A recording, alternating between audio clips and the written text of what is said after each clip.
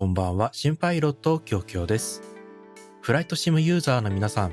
マイクロソフトフライトシミュレーターのグランドハンドリングサービスを劇的に改善してくれるアドオン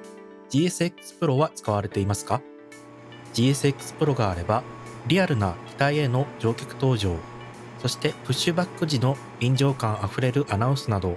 シムの世界がぐっと生き生きと感じられますよね。そんな GSX Pro がなんと最大規模のアップデートをリリースしました。コミュニティからのフィードバックと要望に基づいて実現したこのアップデートは、ユーザー体験を一新する2つの主要な機能が追加されているんです。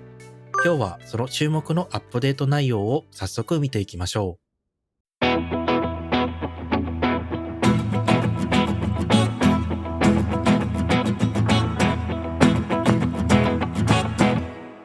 まず、真新しい機能を見ていきましょ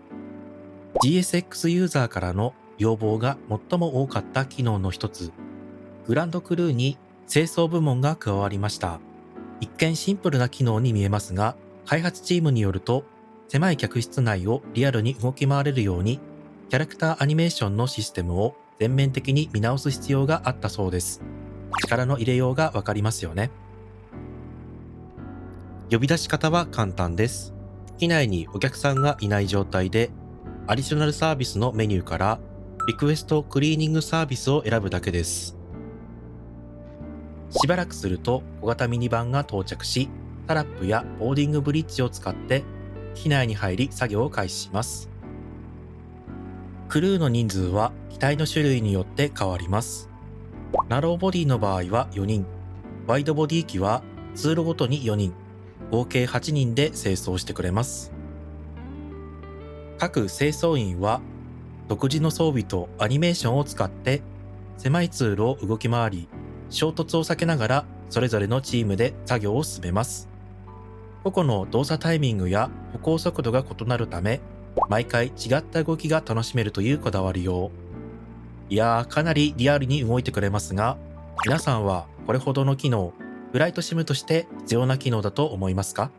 それとも行き過ぎた機能だと思いますか？コメント欄でぜひ教えてください。いずれにせよ GSX をお持ちの皆さんには、それをやるかどうか選べる権利がありますからね。作業を終えるとチームはミニバンに乗って帰っていきます。お疲れ様でした。さあ、二つ目の、そしてこのアップデート最大の目玉機能が、この新しい統合型マップです。その名もバーサタイルマップ。日本語に直すと多機能マップです。これは GSX の機能全体にわたる幅広い役割を担う、まさに革命的なものなんです。今までの GSX のメニューシステムは、実はユーザーの皆さんから最も不満が多かった部分の一つでした。永遠と続くゲートのページをスクロールする必要があったり、大きな機体だとどのスポットが大型用に使って良いかがわからなかったり、車両の配置を変更する際には、キーボードで編集する必要があったり、ちょっと使いにくい、そう感じていた方も多いのではないでしょうか。でも、もうご安心ください。多機能マップがこれら全てを一挙に解決してくれます。一つ目、ゲートの閲覧と再配置が可能に。まずは GSX のリポジションエアクラフトのメニューからマップを選択すると、空港の情報、誘導路、滑走路などがまとめられた多機能マップが表示されます。現在は777という大型の機体を読み込んでいますが、この航空機に適したゲートは黄色の円で囲まれます。画面については、ズームやパン、中央配置が可能です。これで空港の全体レイアウトと自分の機体をどのスポットに駐機させるかが一瞬で把握できるようになります。これだけでも多くの不満を解決してくれますよね。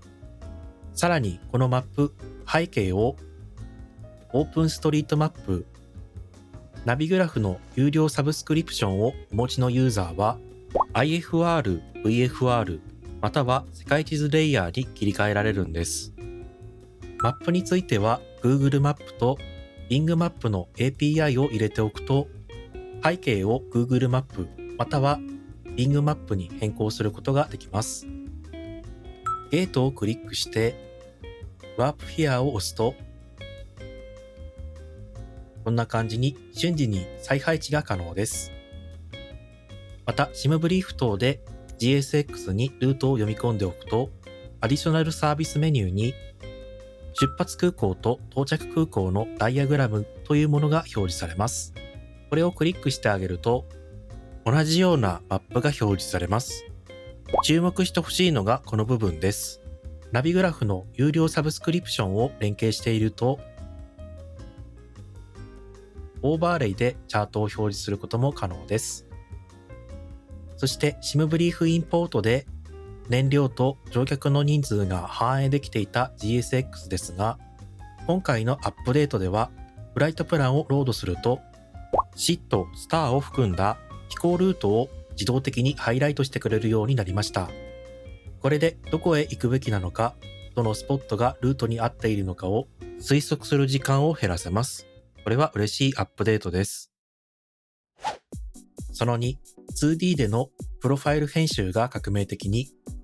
今まで車両の移動、オブジェクトの回転はすべてキーボードで編集する必要があり、一つ一つのスポットの情報を編集するのはかなり面倒で時間がかかりました。しかしアップデート後の GSX はカスタマイズエアポートポジションを選択した後に、右下にある 2D をクリックすると、このような編集画面が開きます。この画面ではマウスクリックとドラッグを使った操作で全てを編集できます。車両の移動やオブジェクトの回転、スポット半径の調整が直感的に編集できます。また Google マップなどを連携していれば衛星画像を重ねて表示できる機能もあり、現実世界のレイアウトと車両の位置を簡単に比較しながら編集ができます。編集した内容はセーブを押すと保存されます。これにより可能な限りリアルな配置に近づけることが可能になりました。プッシュバックの作成も 2D カスタマイズモードの導入により大幅に改善されました。やり方はプッシュバックタブを押してカスタマイズ 2D を開きます。そうするとこんな感じに編集画面が開きます。まずは機体が最終的にどこに着地したいかを左クリックします。機体の方位などは後から編集可能です。そして何もない空間を左クリックすると経由ポイントが追加できます。こちらも角度の変更が可能です。トーイングカーで押し出す方向の緑のプッシュ、逆に引っ張ってもらう場合は赤色のプルで色分けされています。近づくと矢印も表示されているので方向も把握しやすいです。編集が完了したらセーブルートを押します。これで空港のプロファイルにこのルートが保存され、次回このスポットを訪れた際にすぐに使うことができます。ちなみに ATC の指示で普段とは違うプッシュバックを指示された場合でもクイックエディット機能によりルートをすぐに計画できます。これにより柔軟なプッシュバック対応が可能になりました。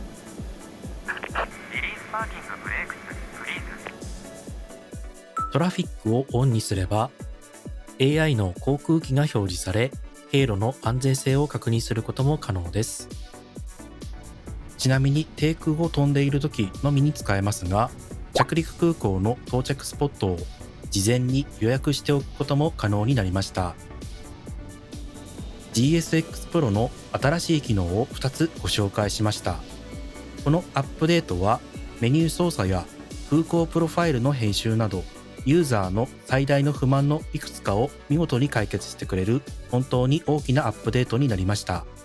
適切なライブマップ、